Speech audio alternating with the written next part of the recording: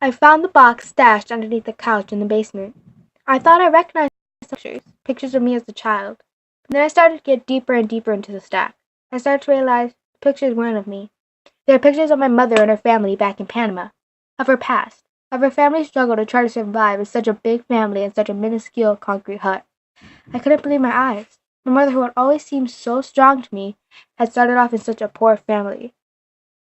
I have always known my mother grew up in a big family. 8 boys, including her dad, surrounded her, and her being the only sister, and she didn't have a strong relationship with her mom.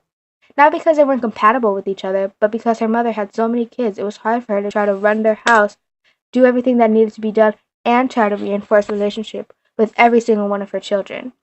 I picked up the stack of old pictures, and the first thing I saw was my grandfather standing in front of their concrete hut. Despite the living conditions, he looked happy. He had my grandmother and his kids, and from the look of the picture, it was enough to keep a smile on his face. But the picture at the bottom of the stack. The next picture I saw was a picture of my mom at about the age of 10 in a polera. A polera is a traditional dress worn by women in Panama for special occasions.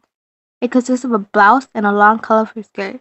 I studied every detail in her face. I looked at her face shape, her tan, her eye shape, her mouth, and I realized why my family is always telling me that I look so much like her. I looked at picture after picture, and I thought, not only was my mother and her family living like this, but there were people all over the world struggling and living just like those pictures show my mom living. I felt great sympathy for my mother and every other family that lived like that.